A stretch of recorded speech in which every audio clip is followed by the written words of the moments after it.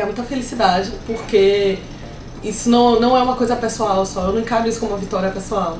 Eu encaro isso como uma vitória da classe e uma vitória do fazer cinematográfico na Bahia.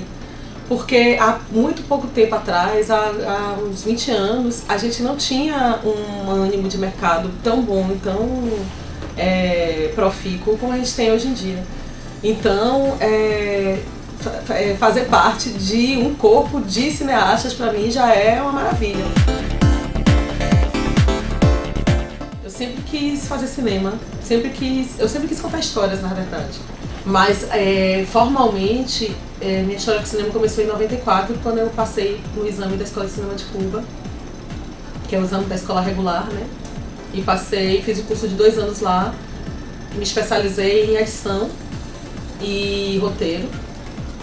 E aí voltei para Salvador, só que quando eu voltei eu fiquei fazendo documentários, voltei em 96, aí fiquei fazendo documentários e trabalhando com jornalismo.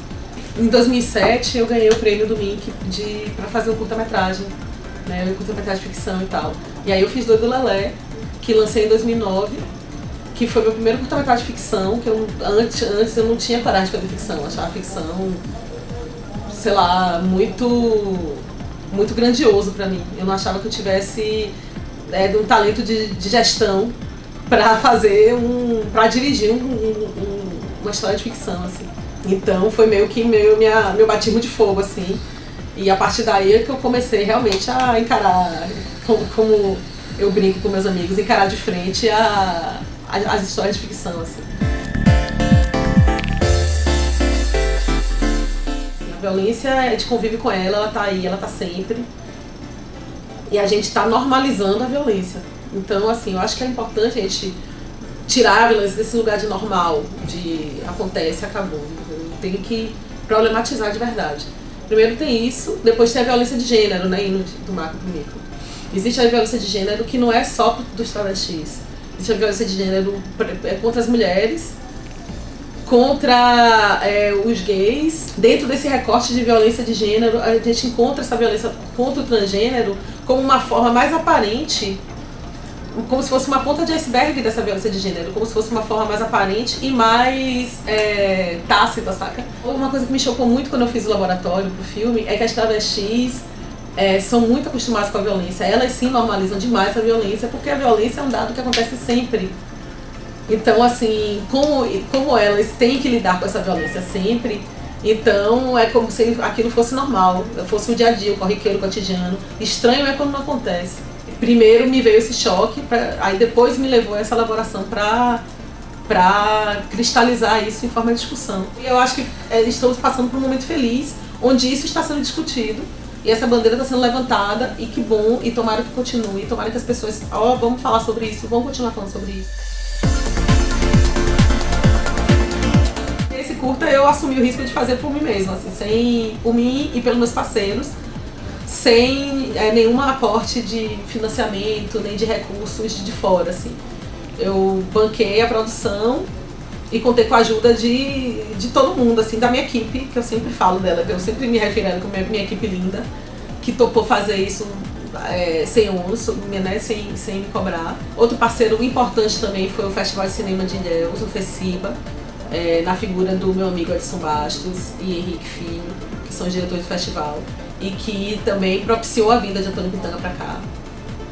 Então, e ele foi, assim, super de bom coração, ele veio. E dirigir ele foi diferente também de tudo que eu já fiz, porque foi muito troca.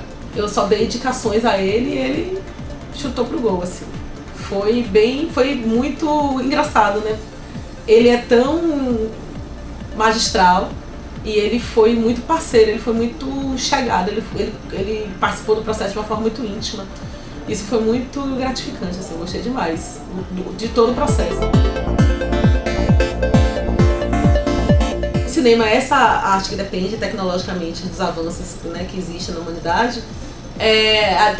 Muito da evolução, inclusive do modelo, da forma de produção e do modelo do cinema, vem das novas tecnologias hoje em dia aplicadas à comunicação, né? Tipo, como a câmerazinha dessa, como a gente está aqui, né, gravando, a gente consegue fazer um filme de qualidade para ser exibido. Ou seja, o grande diferencial hoje em dia, como sempre foi, mas assim, eu acho que O grande peso hoje em dia é o peso da ideia e de como da sua visão de mundo, de como você vai dispor daquela ideia para cristalizar sua visão de mundo, para dar seu recado, dizer sua mensagem. O cinema baiano é um cinema importante dentro da cinematografia mundial por sempre trazer esse dado de artesania, de artesania e tecnologia, sabe? Arte em favor da técnica. Outra coisa também é a situação nacional mesmo, né? Tipo, houve uma abertura de fato, houve depois da retomada, houve uma preocupação com a continuidade, que era uma coisa que a gente sempre, o cinema tanto nacional como baiano, sempre viu de ciclo, de espasmos, né? Como se diz no rock baiano, do voo da galinha, né? A galinha voa, mas não decola. Então agora a gente começou a esquentar as turbinas para decolar e continuar em voo de cruzeiro. Então existe uma consciência dessa continuidade. Temos que fazer o filme, sim, mas fazer o filme, fazer cinema não se esgota só no fazer o filme, só no colocar o filme na lata, né? Como se diz na gíria.